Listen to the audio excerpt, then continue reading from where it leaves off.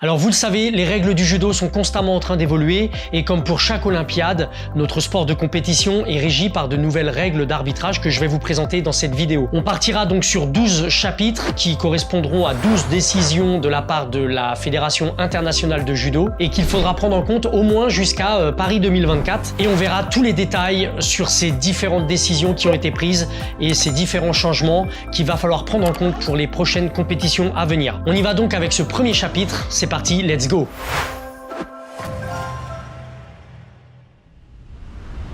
Bonjour à tous, bienvenue sur Dojo System, je suis Jérémy Margalet pour ceux qui ne me connaissent pas. Et donc petite précision sur cette vidéo, elle n'a pas du tout pour but le fait de vous apprendre les règles du judo et les règles d'arbitrage du judo dans sa globalité. Mais je vais vous montrer ici tous les changements qui seront appliqués en compétition pour ce nouveau cycle olympique. Je pars donc du principe que vous connaissez déjà les règles du judo et surtout l'arbitrage du judo. Et on y va donc avec ce premier changement, c'est parti, let's go! On est donc parti avec ce premier point et cette première décision qu'on appellera continuité dans le mouvement. En effet, s'il y a bien une continuité dans le mouvement, sans cassure, au moment d'amener votre adversaire sur le dos, le score sera bien accordé. En revanche, s'il y a une cassure dans l'attaque et que votre attaque se fait en deux temps, il n'y aura pas de score puisqu'on considérera que la deuxième phase, la deuxième action, se fera donc en phase newaza, donc au sol. Alors on va voir tout de suite ce que ça peut donner avec ces quelques exemples en compétition. Avec l'action du bleu, voilà, sur un mouvement d'épaule, il continue la poussée de son mouvement pour pouvoir emmener Uke sur le côté. On revoit la même action ici, mais sous un angle différent. Voilà, donc là le score est bien marqué puisqu'il y a bien une continuité dans l'attaque. Encore une fois ici, on sent le russe attaquer sur ce mouvement. Du haut du corps, il continue de pousser avec les jambes et donc le score est bien accordé encore une fois. Là encore, il n'y a pas de cassure dans l'attaque. Donc le score est bien donné, il n'y a pas de problème. La même action sous un angle différent. Attaque, on pousse, on pousse, on pousse, on pousse, on pousse. Et donc le score est validé. Ici en revanche, on va avoir une cassure dans l'attaque de la part de la combattante en blanc. On revoit la même action sous un angle différent. Cassure dans l'attaque, on reprend les appuis au sol pour pouvoir pousser la bleue sur le dos, mais ça ne fonctionne pas. Ici encore une fois, premier mouvement, reprise d'appui, on pousse Uke pour le mettre sur le dos. Mais là, le score ne sera pas accordé. La même action sous un angle différent, on sent bien la reprise d'appui de la part du combattant blanc. Et donc là, le score n'est pas accordé. Ici, encore une fois, une amenée au sol. Reprise d'appui, on le bascule. On sent bien qu'on arrive en phase newaza. Ah, ici, Ouchigari. Hop, il se relève pour pouvoir le retourner. On est bien sur deux mouvements différents. Donc le score n'est pas accordé non plus. Regardez ici, cassure, je cherche à la rouler pour repartir sur le dos et ça ne marche pas. Première attaque, on pousse, on pousse, on pousse, mais il y a eu la cassure, il y a eu un arrêt technique. Du coup, ça ne fonctionne pas. Donc cette deuxième décision va concerner l'impact de mon adversaire sur le tapis pour pouvoir marquer Wazari. Donc si je fais chuter Uke et qu'il arrive avec un angle de minimum 90 degrés sur le côté, donc sur le tranchant, sur le flanc, là je vais marquer mon Wazari. S'il est avec un angle d'un peu plus de 90 degrés, avec donc le dos orienté vers le tapis, je marquerai également Wazari, bien entendu. Que son bras soit vers l'avant ou vers l'arrière, tant que j'ai respecté l'angle des 90 degrés, un Wazari pourra donc être accordé. En revanche, si je le fais chuter et qu'il est à moins de 90 degrés avec le ventre orienté vers le tapis, à ce moment-là, il n'y aura pas de score, il n'y aura pas de Wazari. Allez, on repart sur quelques exemples en compétition. On va voir ici l'impact qui est parfaitement à 90 degrés. Voilà, on voit bien l'atterrissage sur le flanc, donc le Wazari est valable. Ici, regardez bien. Ouchigari, l'impact est bien donc sur le côté, le corps d'Uke est perpendiculaire au sol. Ça fonctionne. Ici encore une fois, avec cet arrêt sur image, 90 degrés, donc Wazari marqué. Ici, hop, l'impact est bien à 90 degrés, ça fonctionne. On part sur un Kouchigari, et là, voilà, encore une fois, l'impact est bien sur le côté. On le voit sous un angle différent. Impact, boum, de côté, et donc là, Wazari pour la blanche. Ici, en revanche, regardez comme le corps de l'Australien est orienté le ventre face au sol. Il n'y a pas de score. Ici, encore une fois, hop, orienté face au sol. Il n'y aura pas de score. Nouvel exemple. Ici, regardez avec cet arrêt sur image, le bleu est bien face au tapis. Du coup, il n'y aura pas de Wazari. Ici, hop, pas de score.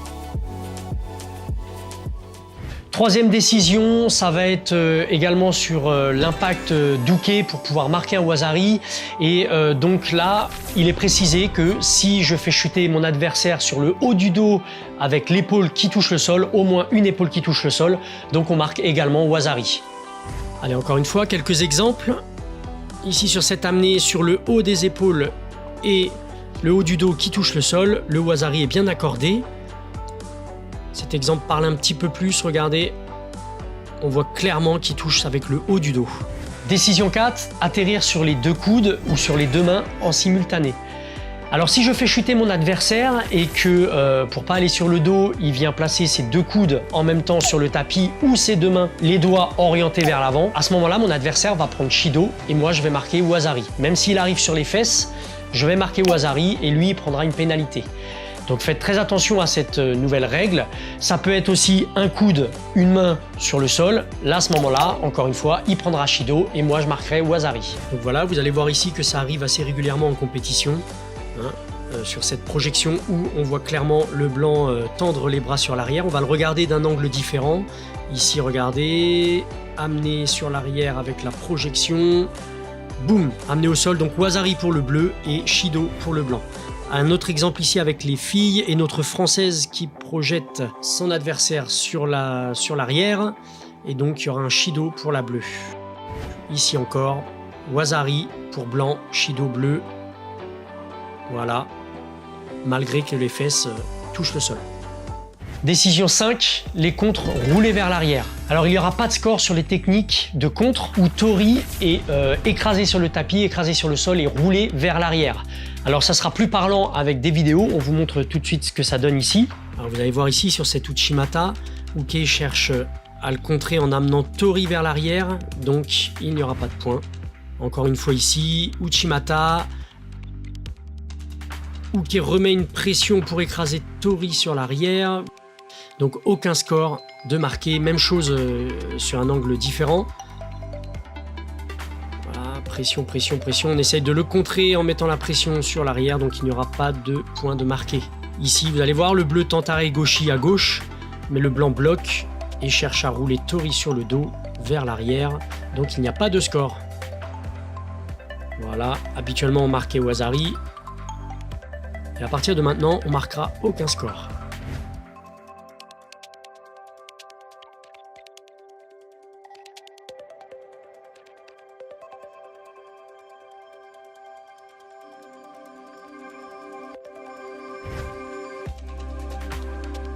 Uchimata Kenken. Il cherche à le rouler sur l'arrière. Là, c'est clairement... Alors, vous voyez, hein, avant Wazari. Maintenant, ce sera annulé. On le revoit sur un angle différent. Il le pousse pour le contrer, mais ça ne fonctionnera plus. Sixième décision, donc ça concerne le seoi inversé. Donc voilà, il sera tout simplement maintenant interdit en compétition. Vous ne pourrez plus donc faire seoi inversé. Donc ce qui veut dire que cette vidéo-là, par exemple, est maintenant obsolète. It's all in our hands, this life of time. It's given to us all. It gathers round each night. Ah, vous pouvez toujours la travailler en club, mais vous ne pourrez plus passer ça en compétition, c'est plus possible. Donc en tout cas, il n'y aura aucun score de marqué, et puis vous serez en plus de ça pénalisé d'un Shido. Donc c'est vraiment très triste. On vous montre ce que ça donne tout de suite en compétition. Donc voilà, ici, des beaux mouvements d'épaule qui ne seront plus autorisés. Alors non seulement vous ne marquerez pas de points, bien sûr là-dessus, mais vous prendrez une pénalité, un Shido, pour chaque mouvement inversé que vous feriez.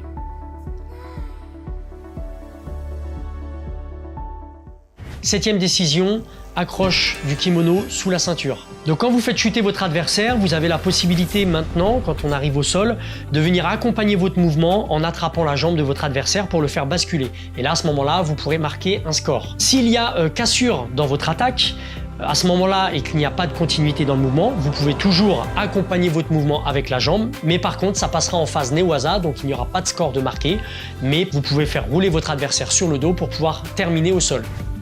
Ici, regardez, donc sur cette action, Voilà, là on sent bien le mouvement qui arrive au sol et la main vient accrocher le pantalon uniquement en phase finale du mouvement. Donc là c'est autorisé, le score sera bien comptabilisé. Voilà. Et ici, donc on va voir que ce sera en phase Newaza puisqu'il y aura un arrêt 1 et 2. Nous serons donc en Newaza puisqu'il y a eu arrêt dans l'action. Regardez, on voit distinctement les deux mouvements. Premier mouvement, deuxième mouvement, en essayant d'aller attraper le pantalon pour basculer le partenaire sur le dos.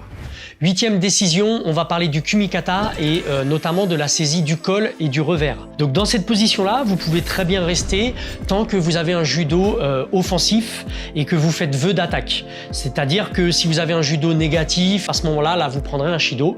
Mais par contre, tant que vous attaquez, il n'y aura pas de souci, vous pouvez rester dans cette position. Donc voilà, malgré la saisie, donc revers et col de la judokate en bleu ici, on sent bien qu'elle fait vœu d'attaque, donc il n'y a aucun souci, c'est bien autorisé.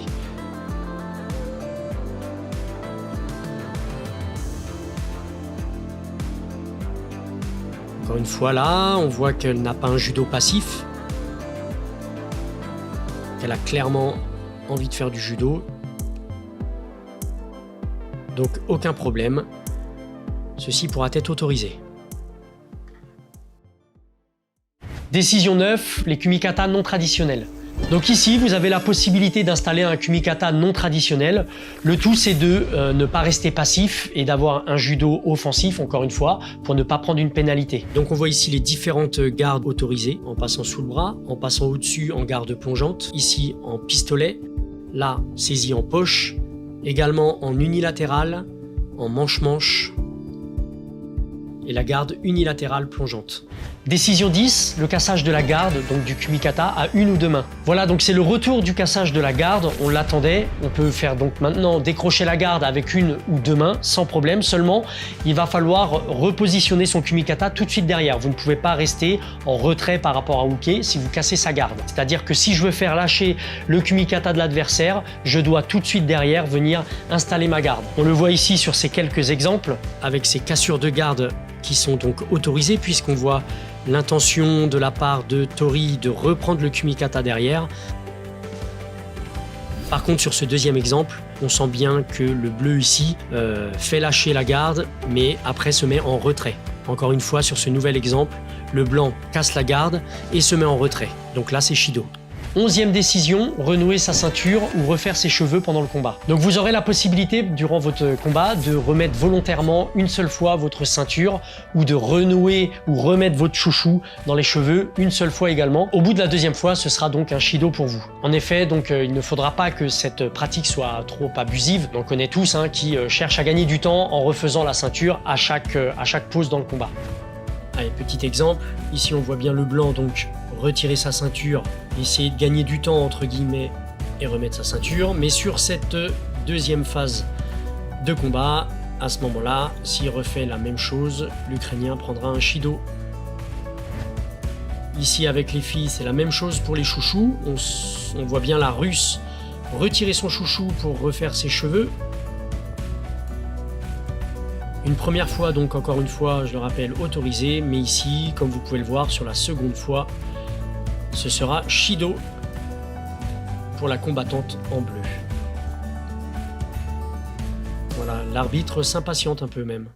12e et dernière décision, ça va être les plongeons sur la tête. Donc sur cette dernière décision, vous prendrez donc en Tsukumake sur toutes les techniques où vous allez vous jeter vers l'avant en essayant d'aller poser la tête sur le tapis. Donc par exemple sur un Uchimata ou un Haregoshi où je viens volontairement poser la tête sur le tapis en plongeant la tête vers le sol, puisque ça reste une technique très dangereuse, notamment pour le Rashi et les cervicales. Vous serez donc pénalisé d'un Ontsukumake, donc ce sera une fin de compétition pour vous. Ici regardez donc l'action du bleu qui lance Uchimata en posant la tête au sol. On le voit bien sur l'arrêt sur image. Ici hop, il pose la tête au sol, ça vaut Ontsukumake.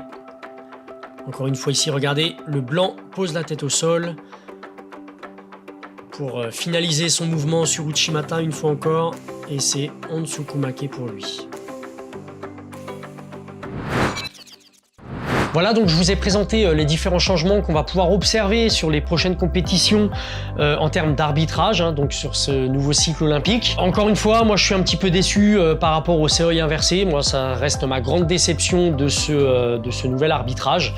Je comprends pas pourquoi ils l'ont enlevé, tout simplement, parce que pour moi, pour ma part, je trouve que c'est purement un mouvement de judo. Il n'y a pas plus judo que ce mouvement, puisque ça reste un mouvement qui se fait en rotation, voilà, comme beaucoup de mouvements du judo. Et en plus de ça, on est obligé d'avoir le grip et d'avoir le revers pour pouvoir lancer cette technique-là. Donc pour moi, ça reste purement du judo. Alors je pense et je soupçonne qu'ils l'ont retiré parce que c'est un dérivé et que c'est une technique qui est apparue il y a quelques années, que c'est un dérivé de technique, c'est pas vraiment purement dans le judo traditionnel. Voilà, mais encore une fois, je suis un petit peu déçu de cette décision. En revanche, tout ce qui est les nouvelles règles d'arbitrage concernant le ramassage de la jambe en fin de mouvement, ou alors le fait de pouvoir installer une garde qui n'est pas fondamentale et pouvoir évoluer et faire son judo par rapport à tout ça, comme je vous ai expliqué, ça me rassure un petit peu parce qu'on commençait à perdre un petit peu tout ça avec les nouvelles règles qui nous avaient instaurées et surtout les pénalités qui tombaient à chaque fois. On n'est pas encore revenu au judo que moi j'ai connu où on pouvait arracher les jambes sur des teguma, les morotegari, etc. Mais j'ai l'impression qu'on arrive petit à petit à retrouver cette pratique-là qui pour moi était intéressante et que ça restait tout de même du judo. Voilà, donc c'était les principaux changements sur ces nouvelles règles d'arbitrage. N'hésitez pas à commenter un petit peu tous ces changements-là, comment vous allez pouvoir aborder vos compétitions à venir, etc., etc. On peut en parler ensemble dans les commentaires avec grand plaisir. Voilà, j'espère que ça vous a plu. Je vous dis à la prochaine pour une future vidéo et à bientôt. Ciao, bye bye.